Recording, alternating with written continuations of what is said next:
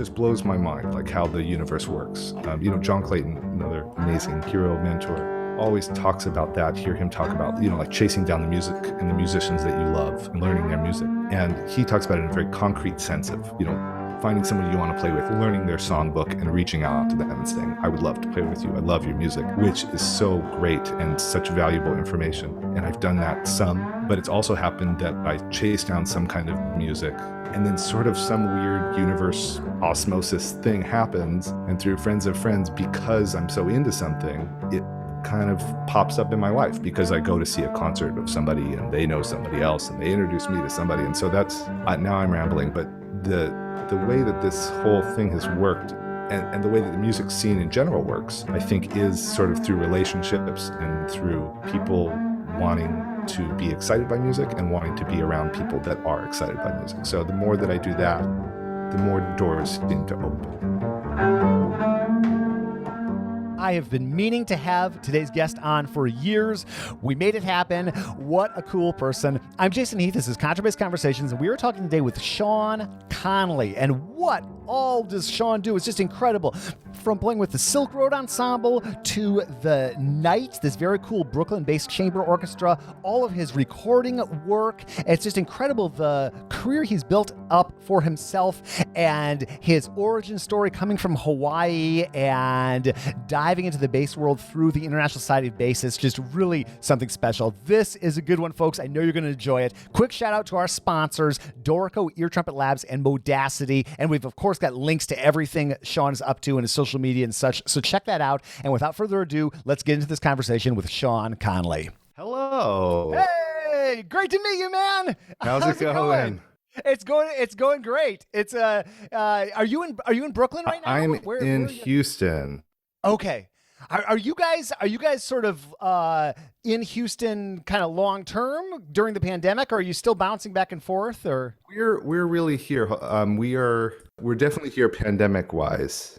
And kind of before that a little bit too, we have our place in Brooklyn still, but we have a 3.5-year-old, and my wife has the job in the symphony here. She plays with the Houston Symphony. And so it's just like the quality of life down here is very nice. And we were commuting back and forth a lot for a while, and that was just hard. And so, this past year has been easy on that front, that there's no possibility of commuting. So, but that's where we're at right now.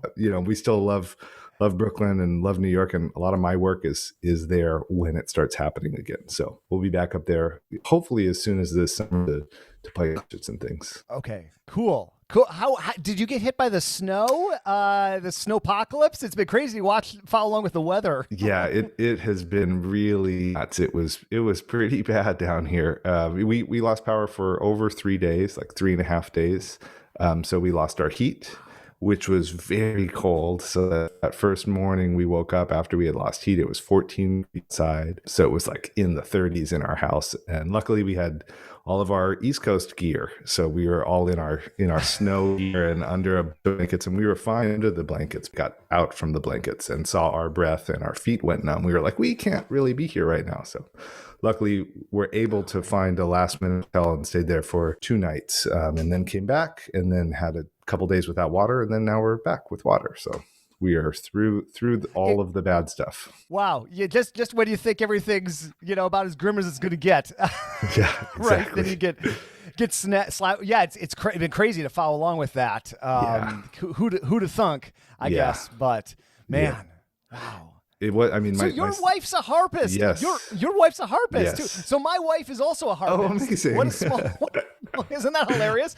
And we're not the only bassist married to harpists either. It's a thing, right? How did you two meet? Because I met my wife in orchestra, which I know many bass players have. We were playing Smetana Ma Vlast in my college orchestra, and there's this big harp solo in the first movement, I believe. And I looked over and I said, "Who's that? Yeah. Who's that playing the harp?" And 21 years later, here we are. Amazing. But how'd you two meet? Well, we met similarly. My wife Megan always talks about that like bassists and harpists meet because we're both sitting on opposite sides of the orchestra usually and just making eyes at each other. So that's, it happens. For us, it was more of the like big instrument couple thing where we both showed up to school together. We both went to Rice. And so freshman year, we showed up at school and I was walking in, let's see, I think she was first. She was walking in with her harp, and I did the gentlemanly thing to do and held the door for her, and it paid off because that's how we met. And then a little bit later, I was coming in with my flight case,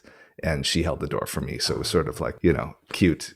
I understand your pain as a large instrument transporter, kind of a thing. So yeah, then it took a while for us to actually get together, and we started becoming really good friends, kind of like halfway through school, and then started dating the end of school. So that was fun. And then we actually ended up moving to Paris together, got kind of tandem grants. I was going there to study with Francois, and she was going there to study as well and got a Fulbright. And so kind of, we chased each other around for a while, and it was great.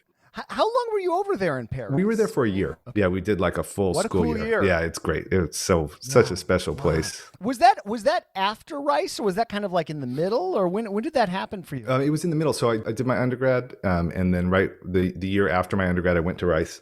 Year after my undergrad, I went to Paris, studied for a year, and then was planning on actually just moving right to New York. I wanted to just like hit the ground running and go be a jazz bass player and do that and not play classical music anymore. And then just a couple months, maybe 2 months into my year in Paris, I was like, I don't know how to play the bass well enough yet to do that, was my thinking. And I was like, I really want to study more orchestral music again. And I think that there's still a lot to learn. So luckily, I, worked it out, auditioned, went back to get my master's at Rice. And that was really fun. I felt like it was, fun to have a year away from school and then go back to school to realize how amazing school is. Because when you're in it, it's hard to know that, because there's papers coming at you all the time. Right. I think I have probably a disturbingly large number of former guests from Rice. I'll bet if we went through and looked at your cohort, either undergrad or grad, we'd probably find a good dozen or two podcast guests. Yes. Were you there? Jory Herman? Yeah. Were you two kind of? Yeah, we were we were freshmen together. So Jory and I were freshmen, and it's crazy. I love the list. Like, I was thinking about this, and I know that everybody loves their friends and thinks their friends are the best, but my friends are great. And like, I love all of the people that I got to be around and go to school with. In addition to Paul and the teachers and faculty, the students were just so amazing and continue to freak me out on a daily basis, with Jory, and there was tons of, I don't know if you want me to go through the list. I could try running. Go for it. Let's see. Yeah, anybody you can I'm sure I'm going to forget people, but Jory and I were there together, and Tom Van Dyke was there, Ben Levy and Scott Dixon and Ira Gold and Peter Seymour. Oh, there were so many people. I know I'm forgetting a bunch of people. It was really great. And then not to put you on the spot. Yeah, I know. No, there were so many great people, and Charlie Nillis and all these great bass players, and everybody was kind of doing different things and egging each other on all the time. Jeremy Kurtz was there for a little bit when I was there. There was a lot of like in and outs since I was there for 6 years, over 7 years. And then now I'm back in Houston. I feel like I'm still pretending to be a Rice student, even though I'm not. Obviously it's a great bass studio, but it's fun to me to look at places like Rice is a great example. Lots of folks that certainly have gone into orchestral music, but people that have done all sorts of things. Like that cohort you're describing, so like Peter Seymour with Project Trio, what he's done, obviously where you've gone, and it's just that to me is just the hallmark of a great program when you have all these people excelling, doing all kinds of different things. I can think of some other examples. I think Nick Walker up at Ithaca College is a great example of like folks that have just branched out into all sorts of different areas. And that's just something that is really exciting to me. Curtis, of course, folks that come in, Hal and Edgar and all that content. Yeah. But some schools, everybody kind of does the same thing largely, but I think it's just incredible. Like obviously super high level, right? Yeah. Rice and that cohort and continues to be amazing, but it's just cool to see how many different things people have gone off. Yeah. I think that's really a testament to Paul and what he brings to the program and how open he is to people just wanting to learn about music and learn about bass. I know for me personally, when I was there, he was so patient with me and understanding that I wanted to do lots of different things, because it is a really hardcore orchestral school on many instruments, right? Like it's an orchestra program and people go there and want to get jobs. There's no jazz program there. It's not an incredibly diverse musical experience on face value. However, with Paul's studio in particular, he encouraged me to just chase down anything and everything that I was excited about. And, has off on the left side of his studio has the stereo system with a bunch of records, vinyl and CDs with just tons of music, all different kinds of music. And he was always so open and say like, go check this stuff out. And I used to spend nights in there listening to his music, and I found so many different amazing recordings of all different types of music, styles of music. And that was really cool. He would also just encourage me to bring anything I wanted into him, so whether it was transcriptions, jazz transcriptions, or really anything that I was chasing down, he always, Paul, he always has something amazing to say, and sort of like life-changing and aha moments in whatever kind of music you have. And so I think when there are people like that in charge that are just fostering creativity, essentially, then there's no limit to what people can do, which is so cool.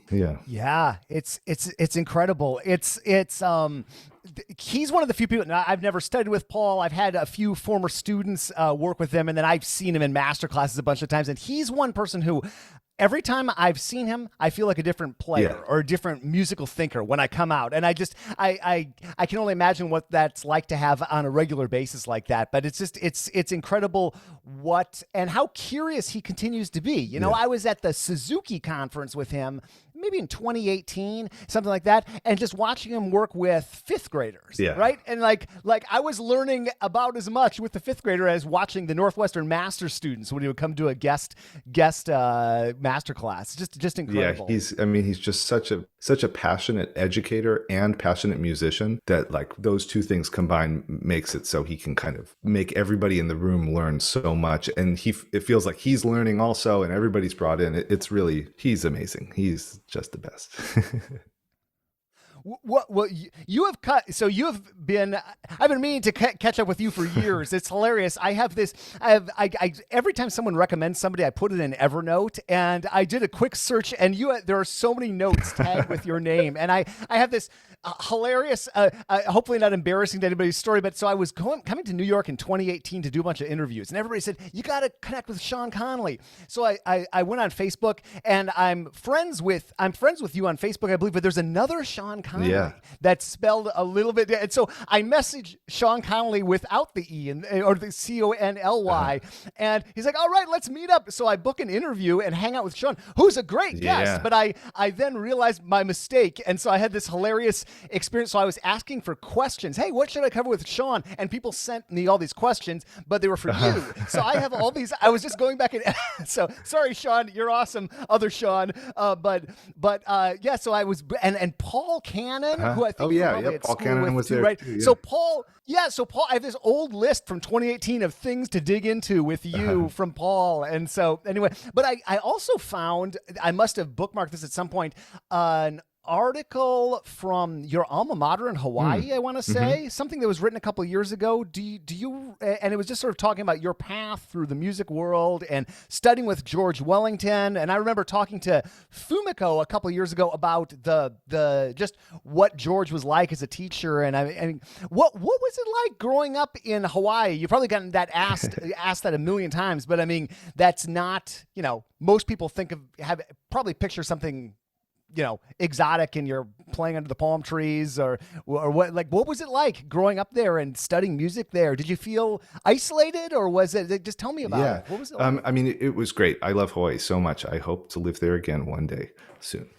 It's just such a special, amazing place to be for so many reasons. For me, I started bass a little late. So in 8th grade, I started studying with George Wellington, who was just incredible. Kind of the reason I'm sitting here today is because of him. And so I started studying with him. My parents signed me up for lessons because he was the bass teacher at the high school, or the school that I was at. And I didn't care at all about bass. I wasn't into it. I didn't think it was cool. It was like PE. It's just a thing that I did. And my parents signed me up for lessons. I was like, okay, I'll go do this. And I didn't own a bass. And I was really into surfing. I wanted to be a professional surfer. But I started studying with Mr. Wellington, and he was incredible and did his best to get me excited about it. But it's hard to get people excited about it when it's not around. Like in Hawaii, especially at that time, there wasn't any bass or music that I had access to that got me to that really excited place. So he very wisely and amazingly somehow convinced my parents to send me, or,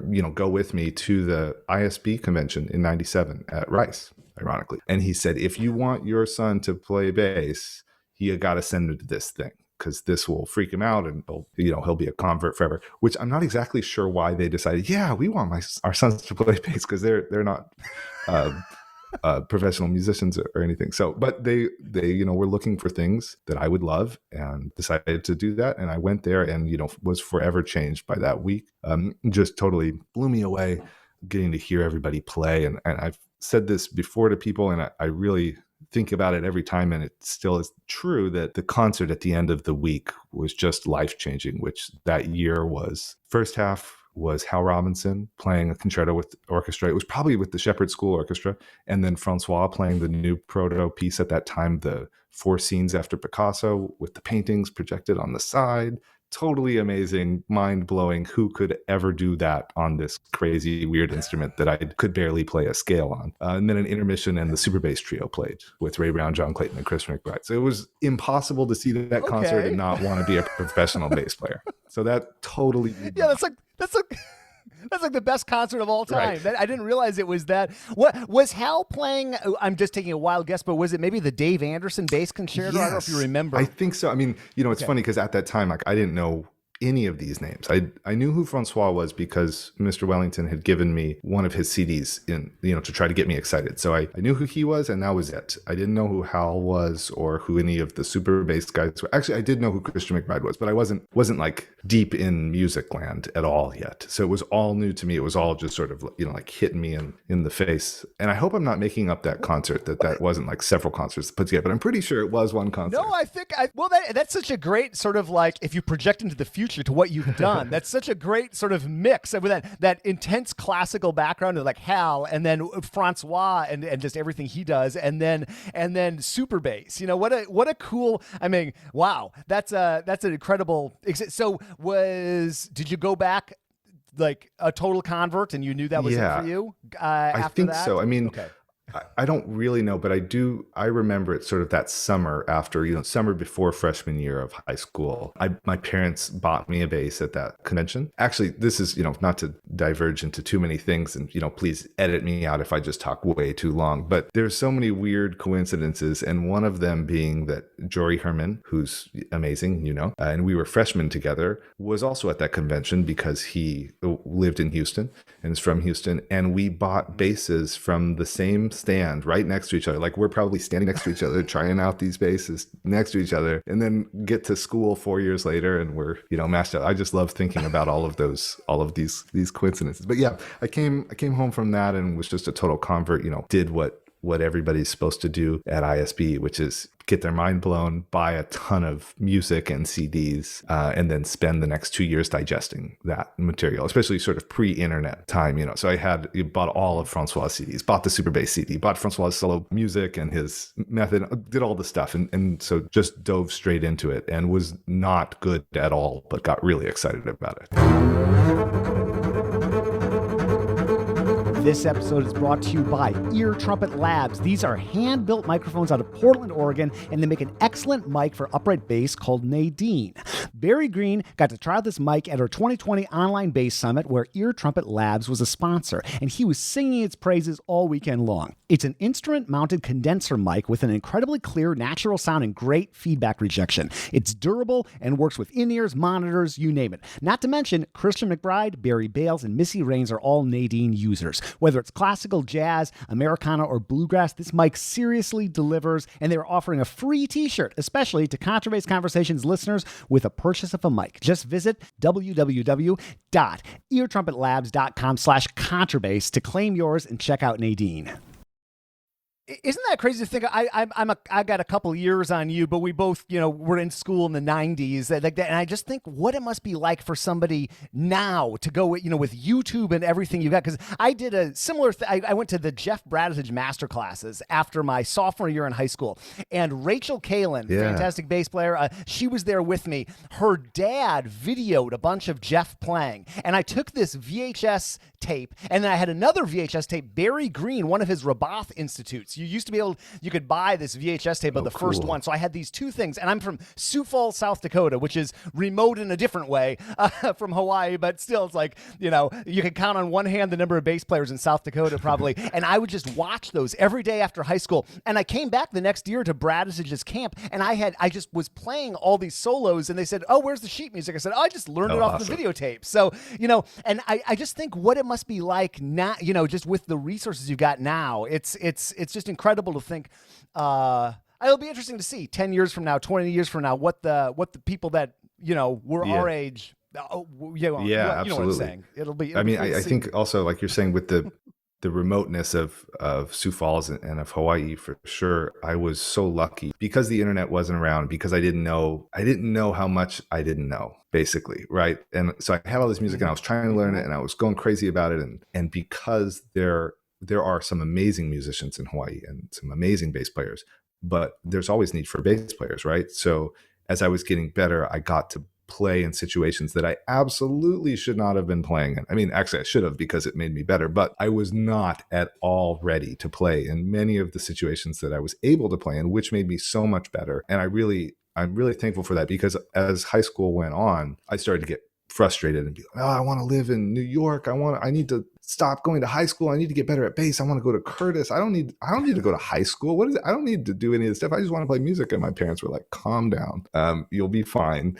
And we're great and so incredibly supportive. But I think that because I was in a community that really let me just dive into any kind of music, same thing, you know, I got to play in the symphony there and play these jazz gigs and do all this stuff in Hawaii that I totally would not have done in most places in the world, I would say. So that was a really lucky break. It's one of those side benefits of living in a place that's a little bit off the beaten path, you know, because I think about my students. I just have a couple students here in San Francisco, but I think about that, you know, I was assistant principal bass of the South Dakota Symphony at age 15. That's not saying so much about my bass playing. It's more about how many people are in South Dakota. But I had the same thing. I was playing all the Broadway shows, quote unquote, Broadway shows that came through. But I was punching above my weight class in terms of the gigs I played. I remember one year I was in the South Dakota Symphony and the Sioux City Symphony, and they had the 5th symphony season in one of those orchestras. So they just did everybody's 5th symphony. So at the age of like 16, I played Shasti 5, Prokofiev 5, Beethoven 5, you know,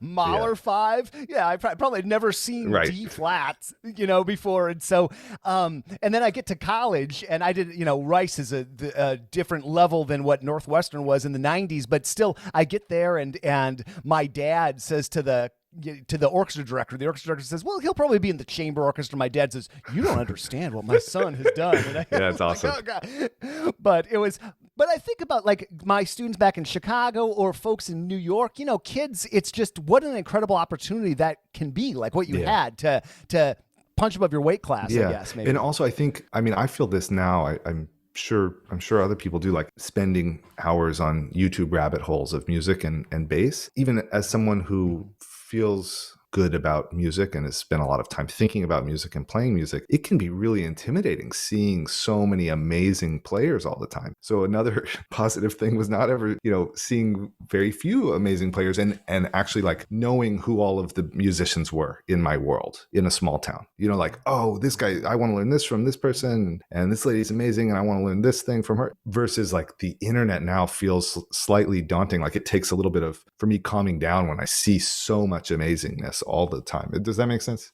Oh, it makes total sense. It's something I think about all the time, because you're awash in information and playing and performing. And there's kind of a beauty to growing up isolated and, you know, taking the music that you got from the ISB convention back to Hawaii and just like deep diving on that. It's something I was talking to Linda O maybe 6 months ago about something, but just like I grow again.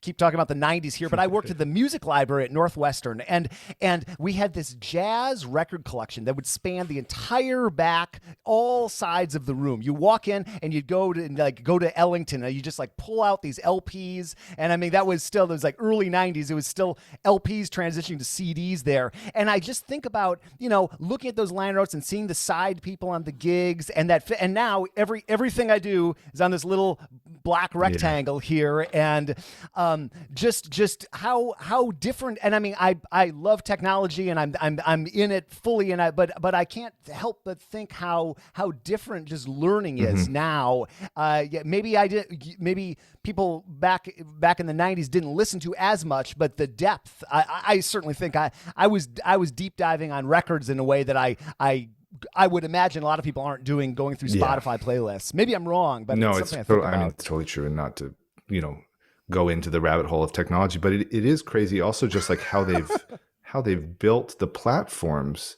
As somebody who grew up owning physical copies of music, it's really a hard pill for me to swallow, actually, with like, I have an Apple Music subscription, and I use that for listening a lot of times when I'm not buying records or buying vinyl. But if I see something like the fact that not only is it a streaming thing, not only is it not a physical copy, that it's digital music that I'm listening to, I don't even have like a physical copy of it on my computer, a physical digital copy. Like, I can't look at the file because it's a streaming thing. And that is hard for me mentally for some reason. I want to, I guess I'm a collector in some ways, and I want that not to all be in a cloud somewhere.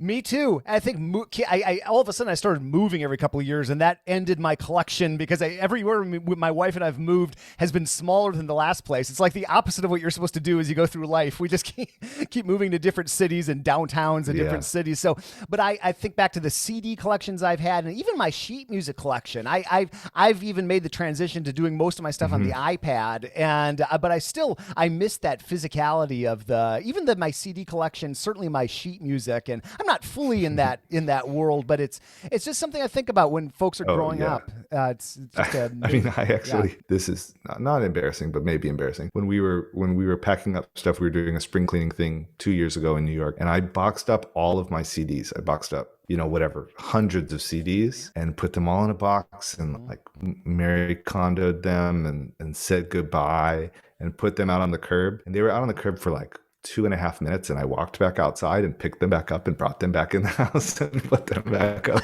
So I was like, no, I'm not ready to do that quite yet. So that's I put them away. I decided one of the times when we moved, I was just gonna only open up what I needed, and that box never got opened, and I thought that I answered my own question. But I do miss one thing. I think I gave it to a former student, but I had this great Frank Zappa. You can't do that on stage anymore. Boxed set, and I know a lot of Zappa is kind of hard to find online. So that I wish I'd kept that one. But there's something freeing, obviously, in just being able to tap into the cloud. But it is weird not even having the file, right? It's like just this ethereal thing. It's a weird thing for sure. That's our art we create. We create it and it's gone. I mean, it kind of resonates with what we do as musicians, but it still is a bit strange. Well, hey, totally random subject change. Surfing. Do you miss, like, I know that folks kind of sort of surf on the Gulf Coast, kind of, and I know Houston isn't like right there, but even if folks do that, it's obviously not the same as surfing in Hawaii. Like, do you still surf, or do you? I have boards back. All my boards are in Hawaii. I have gone surfing one time when I was in school here. I went to the Gulf Coast, and it was difficult to, the whole process was difficult because I don't have a board here. And so that's the only time I've gone. I totally miss it. I would love to do it more. Okay. I'm also cautious of my hands now, but that doesn't, like, when I go home, I go surfing, and that's great. My wife very nicely, amazingly, for my birthday this year, got me a skateboard. So I'm back being able to kind of board around a little bit, which is fun, and, ties back into me pretending I'm at Rice still. So it's kind of, that's awesome. Life crisis-ness, but it's really fun also because our son rides his bike, and so we go on rides in the neighborhood. So that's as close as I'm getting to surfing these days. Okay, cool. My father-in-law is from Texas, and it was big into Gulf Coast surfing, and so we had a subscription to Surfer magazine for years, which is hilarious because we were living in Chicago, which not a lot of surfing going on there. But I've gotten to be friends with Dan Smith, who's another Rice graduate, and I don't know if you two overlapped. I think he's a bit younger than you, but Dan is the assistant principal bass for San Francisco Symphony here, and grew up in California, but never got into surfing until I think it was when he was at Rice. Wow. Ironically, he started thinking about surfing. Moved back to California. He was playing in Santa Barbara and started surfing all the time. And now here in San Francisco, he goes out to Ocean Beach. I mean, he was doing it almost every day, and just got like hugely into like surf in the morning, go play the concert. I mean, just that sort of.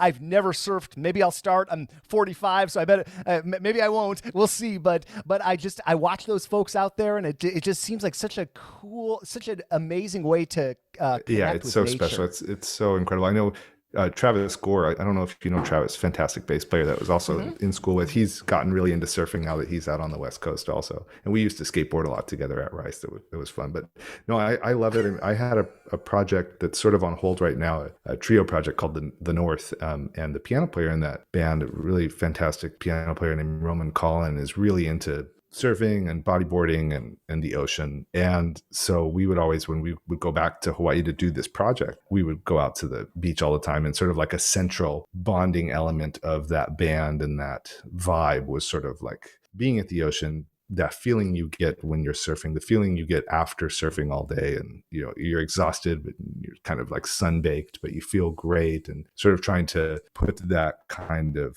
vibe into music. So it has, even though I'm not doing it a lot now, just sort of the lifestyle I love so much, and would love to have it be a part of my life again sometime. Yeah. Well, unlike you, I do not predict myself ever moving back to South Dakota. I'm not allowed to say anything bad about South Dakota on the podcast because my mom listens, and she will let me know. But it snows most of the year, and so I don't see. But the Hawaii, just anyway. That's great. I'm rambling, but go back. If we go back to like 18-year-old, 17-year-old Shawn or whatever, before you headed off to Rice, however old you were, what did you think you were going to be doing? Did you predict what you're doing for yourself, or what did you see? I don't know. I would be curious to know from others what I thought, because I don't know what I thought. But I definitely wanted to. I was definitely sort of modeling myself after people who were my heroes. So at Francois was sort of the top of that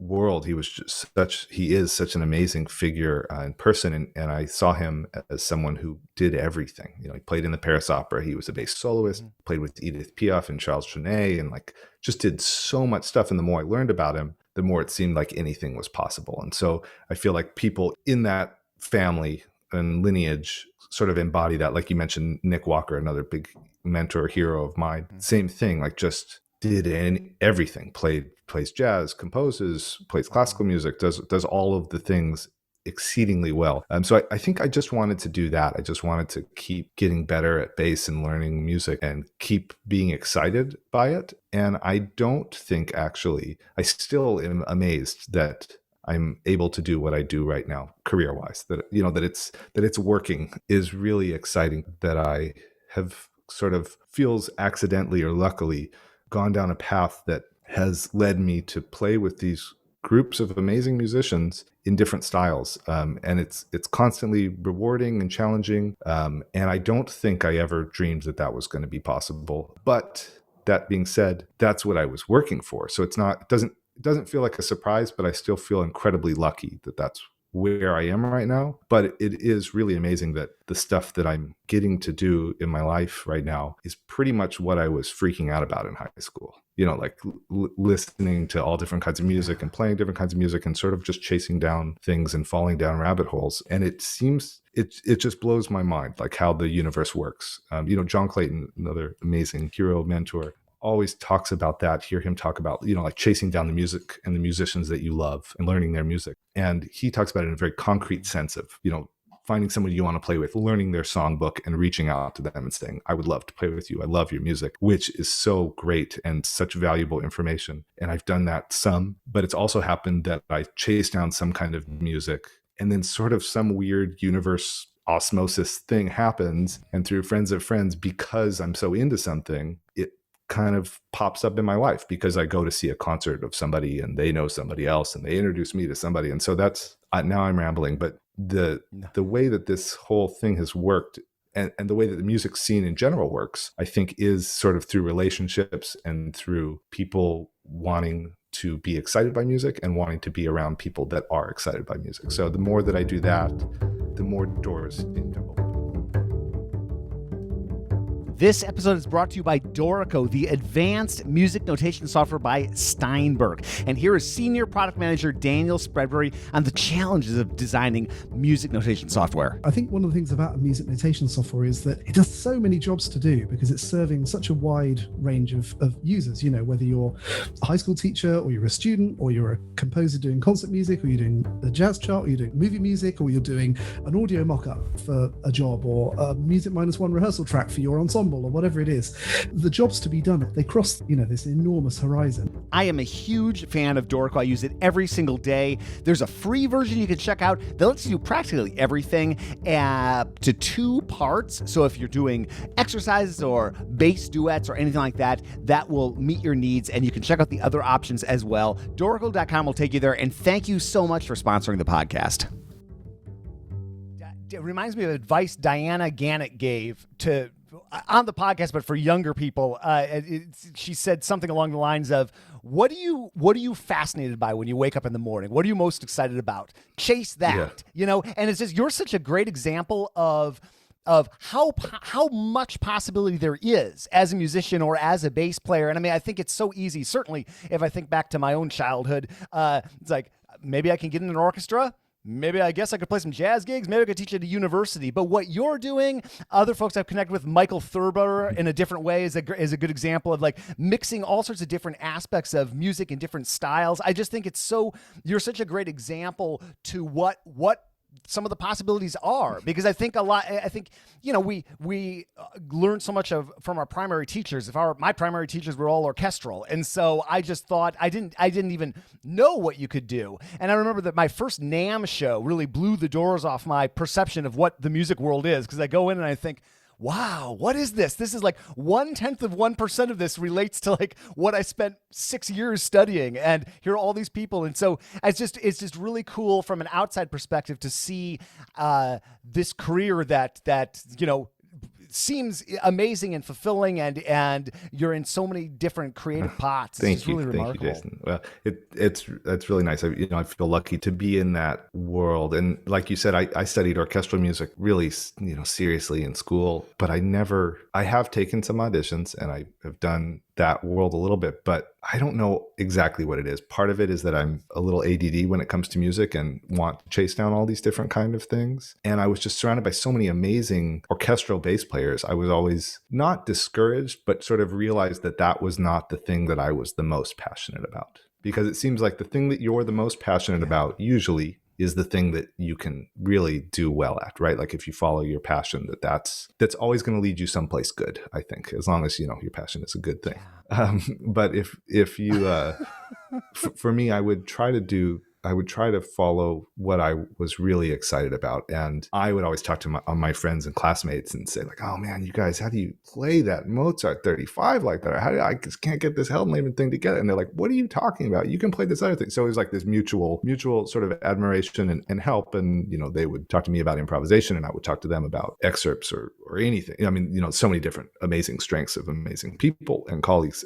But I do feel lucky because although I was never passionate about the sort of excerpt audition world, as many people really are and do it so well, I was passionate and impassionate about orchestral music, and I love it deeply. And so I feel very lucky that I get to do that with this chamber orchestra that I play in New York called the Knights. That's been one of the coolest things in my world of not knowing what was possible. It's always the thing, like bass players can't really, oh yeah, you'll play Trout and maybe you'll get to play one random chamber orchestra gig sometime, but generally you'll be lucky if you get a gig in a band with 9 bass players, which is true. It's a totally incredible thing, but I feel like the path has led me to having these great experiences and an experience that like I feel good at. Like I love playing in chamber orchestra. I love playing with 1 to 3 bass players. It's so fun. I do miss playing in the big sections and like laying down a sheet of sound, and I don't get to do that very often right now, but maybe someday. Yeah, that is that's all. I think that's anybody who's spent time doing that. That's a particularly fun thing to do. I know I love when I sub in the San Francisco Symphony here. It's fun to like go in and just be a part of that. But it's so cool to me. People who and there are more bass players than people imagine, or one might imagine, that have kind of made a big chunk of their career chamber playing. Mm-hmm. You know, Tony Manzo is a great example. He plays out here in the New Century Chamber Orchestra and a bunch of other. He's always flying all over the place in non-pandemic times. What you're doing, even Louis Levitt with Sybarite 5 in New York. I mean, they're like playing music written for that. Like nobody was asking for a string quintet with bass to play original music. And it's again, the possibilities are so cool. I came up with a wacky rule about 5 years ago. Maybe this resonates for you. I'd be curious, but I decided that when an opportunity came my way, if I could think of 5 people right off the bat to recommend for it, I don't do that opportunity. So if someone calls me for something and it's like, oh yeah, here's this guy, this woman, this person, you know, I think let's wait. And then things come along that I think, I'm not sure who else I might recommend for this. And I think you can't really apply that rule probably at the beginning of your career, but that's something I've sort of done that has helped me to sort of choose the projects I want to Oh, cool. pursue. That's good. I've never thought about that. That's great. Well, because there are probably a lot of, like, who would replace you on a lot of things that you do specifically? It would be a really short list. Maybe I think a lot of people could do what I do. Maybe. I don't know. I mean, there are certain things like I do. Yeah. I think also when you put yourself into situations, then you can, in certain situations, create your position. Right. So like in any of the groups that I play with, like what people I think don't know, and I am just starting to realize, I feel like, is that people always want you to sound really good, right? Like when you sound good, then everybody sounds good. And you sound good when you're chasing your strengths, right? And also going after the things that you've spent so much time doing. So if there's ways to sort of chase that down and make that a part of whatever concert programming, whatever you can do, when you're around people that are open to that, then you're allowed to really shine in ways that your individuality stands out. And so then it's not so much as it's not so much playing a gig where it's a gig, actually. That's the main thing. It's like I do a lot of gigs, or, I used to in the before times, where you're playing gigs, like, you're going and you're playing a restaurant gig or a bar gig or something. And I love doing that. I love playing tunes. I love playing in a section, doing those kind of things. But the majority of my work now, what I'm chasing for and trying to up the quotient of is things that I don't consider gigs, if that makes sense. Like they're not, it's not like I would recommend somebody for them if I couldn't do it, but it wouldn't necessarily be someone who would come in as me. It would be somebody who is equally individual and brings their own thing, because many of the groups, like with the Knights or Silk Road, a lot of the moments where the bass is, or any musician is sort of brought to the front and to shine, it's less of a, okay, we're going to program Kusevitsky next season. It's, hey, in the, right after intermission, there's this moment and we need a moment to happen. And do you have any suggestions for that moment? Or does anybody have any suggestions? And that's the time when you can be like, I would love to play a solo, or maybe I could hold a drone and this person could do something, or there's this great Purcell piece, or, like you can, in those moments, if you're lucky enough to be in situations with other musicians that are very open to creating sort of a beautiful experience for the audience, then those are the moments when you can bring in music, whether it's yourself or your individual tastes or pieces that you love, to sort of help curate the experience that the ensemble is giving it. And I think that that's the stuff that I'm learning more and more the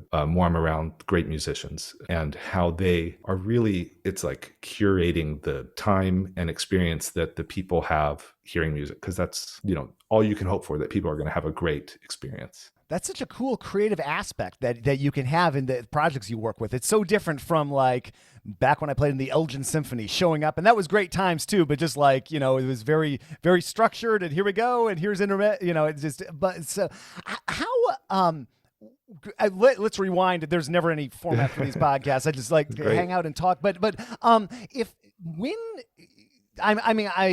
I imagine you didn't just move to New York and started doing all these things right away. Like, how did you get your footing doing what you do? I mean, I guess you got undergrad at Rice, go study with Francois, master's at Rice, right? Was New York? Yeah, New York was always. I mean, I was always sort of like New York or bust from high school. Like I was like, Okay. it's, Rice, Francois, and New York was sort of my goal. And the order didn't really matter. I was like, if I don't get into Rice, I'm moving to Paris. If I can't move to Paris, I'll move to New York. My parents probably would have stopped all of those things from happening, or not stopped in a bad way, like helped me do something that is way more productive for success. They're totally amazing and endlessly supportive and very patient. But I moved to New York and kind of did the thing that people do. I think I said before, like I wanted to go there and be a jazz musician because I'd always played sort of an equal amount of jazz, even though I was studying classical. So I was, playing gigs in Houston and transcribing and doing the work and the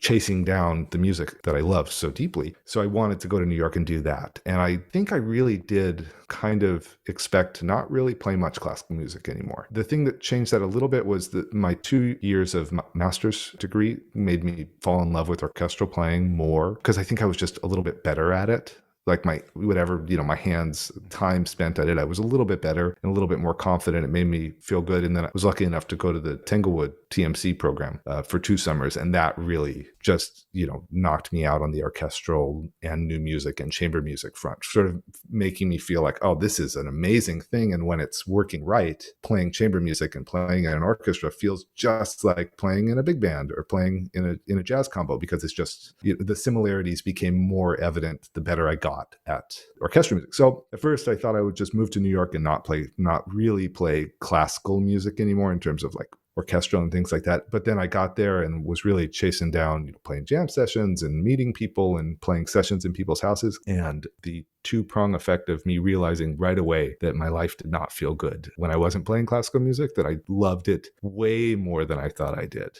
I don't know why. Well, I don't know what I was thinking that I, would spend I didn't realize. I think I was just a little bit starved for the jazz scene. And so I kind of, was a little uneven in my mind what I actually thought. But so I quickly realized that I did want to play both. And again, like I said, all my heroes were doing both. So it didn't feel that weird. And then with Rice and TMC connections, basically, it was funny. I was sort of like chasing down all these jazz gigs and getting called for all these classical gigs because I didn't know anybody in the jazz world. I didn't go to jazz school, but I knew all these classical people. So I kept getting called for classical things. And so I was kind of doing both. And then my friend Zach Cohen, fantastic bass player, who was one of the founding members of the Knights, couldn't do a tour with the chamber orchestra, and so recommended me. So I went in and did a audition, which was not play a rehearsal to make sure that I could play the bass, I guess. And everybody was so cool from the beginning. Right. It was just awesome. And so from that sort of opened a whole set of doors for me, because those are just such amazing people and musicians, and so open to spreading the love and spreading the music. Right. So once I met those people, that was a new set of people. And Eric and Colin Jacobson, who lead the group, are also sort of founding members of Silkroad. And there was some other members in the Knights at that time. Johnny Gandelsman, fantastic violinist, also founding member of Silkroad. People basically recommended me then for that world later on down the road. So yeah, it was lots of you meet this person, they introduce you to this person. So it did take a little bit of time, but there's just so much music in New York. You're just always surrounded by it. There's always stuff to go see. The hardest thing is picking what to see and then making sure that your bank account doesn't get emptied by going to see things nonstop. Yeah, that's the pressure of New York in a somewhat different way. San Francisco has a similar pressure with tech and with everything, and living in downtown San Francisco, this silly city. It's you're like walking by Twitter and Pinterest and just it's a crazy. But I mean, there's no place like New York. Certainly as a musician, or really just in general. Like, do you feed off that energy? Is that energy like fuel for you in your creative act? Because I've never lived in New York. I've lived in big cities most of my adult life, but I'm from a small town or smallish town, and I go back home and I just feel that pressure kind of lift. Like, do you feel like you need that New York juice to fuel your projects, or like how does that work for you? Yeah, I mean, I've been lucky that I've never been like super in the grind of New York. I feel like I love New York. I love the energy of New York, and I love being there and playing. I've never been in a situation where I'm playing 7 nights a week and playing a couple gigs a night and hustling around with my bass all the time. Like it's worked out that a lot of my work is out of New York. So it's nice. I go on tour and play music and have fun on tour and get exhausted and then go back to New York. And when I'm in New York, I can see people that are not on tour, that are like back in town, and go hear people play. So it's never felt, I don't think I've ever felt really run down by New York. Of course, it's incredibly draining when it's 4 a.m. and you're on the subway platform with your bass and it's freezing cold and the train's not coming, and all that kind of stuff can be very draining. But the music there is so ridiculous. Like, I mean, just all the things that I would see when I first moved there. I remember the Punch Brothers were kind of just getting going, and they would play, I think it was every Tuesday or every Thursday night at the Living Room. We used to go down there and hear them play all the time. So like, hear people like that all the time. And of course, going to the Vanguard and going to Smalls and going to all these meccas of jazz and hearing that, like, it's just endless, the music that you would hear. And then I would always forget about the classical side of things, and Megan was great. It would, say, we're going to the Met now, and we'd go see an opera and hear that side of the world. It is endless. And I do miss that energy when I'm down here for sure, and miss the amount of music that you can see. But it has been nice, even, pandemic aside, in the times that I'm in Houston, my life is just so different now, being a parent and not living in New York full time. It's totally different. Like the things that I choose to practice are totally different, and the way I spend my day is totally different. I do find that like my practice and my excitement in music is drastically affected by what I'm around. Like when I'm going and hearing straight ahead jazz all the time, I'm like, okay, I gotta learn more Paul Chambers stuff, because it's just so amazing. And how did this person sound like this? Oh my God, how do I not know that Bobby Timmons record? Oh my God, and then I like dive into that world. And when I'm, the same for any type of music. So it is interesting, especially in the pandemic, to not have any of that stimulus. And so that anything I'm chasing is sort of my decision, or the algorithm of YouTube's decision, more importantly, probably. Me too. That's yeah. I in a very different way than you. I've spent a large portion of my time the last few years on the road in some capacity, and so it's been pretty weird to be locked up. I haven't left the city of San Francisco in almost a year. You're my bass in the corner. We moved to this new condo, and that was the last time this bass has like left this place. So it's been pretty strange, and I feed off that the excitement and the energy of certainly New York when I'm there, but just the road in general. And so it's been interesting to have this forced reflection period and to chase these projects, and then I'm done with the project, and I've still got another who knows how many months of the pandemic. But yeah, it's what a great way to take in New York, to live in New York and be able to experience New York, but not have to grind in New York, because that's a real different thing. Just taking advantage of just having all that proximity without having to schlep your bass around to, things 7 nights a week on the subway, and I mean, the ice and all that sort of stuff. I did some of that, and when I was there, especially at the beginning, that's exactly what I wanted. Like, I wanted to be playing 3 gigs a night and doing all that. And so there was like a little bit of that, but it just didn't work out that way for me. Man, I'm so glad we got a chance to hang out and chat. This is I would love to do this again sometime if you'd be down. In person is even better. I was getting into, beautiful. I was getting into this great, it's funny because now me and everyone else in the world is on Zoom all the time, but when we're out of this, I hope to close the laptop, take a long break from Zoom, and get back on the road. I was getting into this good groove, and that's actually when you were out of town, I think, but when I came to New York in 2018, I was starting to do these trips a couple times a year where I just kind of am bass journalist. I go to the city, see concerts, talk to people. Oh, awesome. I did that in Australia back in 2019 and spent a couple weeks there, and that's the best way to do it. And so when we're out of this, that's a very long way of saying whether it's New York or Houston or wherever, let's sit down and chat again. I could talk to you every week, and we'd have new stuff to talk about. So yeah, you rock. Thank you so much. I'll link up to anything in particular you want me to link up to. I'll link up to right now, social media and such. Basically, with the Nights and Silkroad, those are the two things that have been really become my full-time world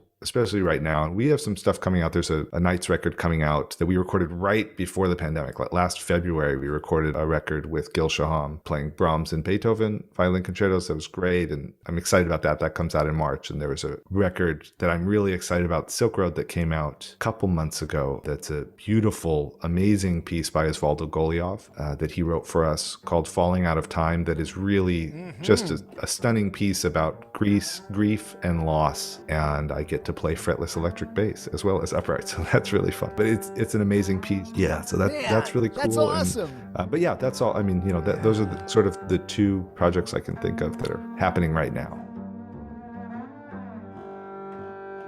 Shawn, you're amazing. Folks, check out everything Shawn's up to. You probably are aware of everything he's up to anyway, but we've got everything linked up in the show notes. His projects from this year, the Nights, Silkroad, his social media and such. And yeah, can't wait to do it again soon. Can't wait to do it in person one of these days in New York City or San Francisco or at some other place that we both end up in. I'm doing this episode a little bit differently today. I am recording this intro and outro well before this is coming out, and our intern, Eli Somerset from Appalachian State University, who got connected with us through Adam Booker. So thank you to Adam. Thank you to Appalachian State and to Eli, obviously, for making this happen. Eli's taking a crack at putting together one of these podcast episodes. So he and Trevor Jones and I were on the line yesterday, was it? I think. Wow, time. I've lost all sense of time.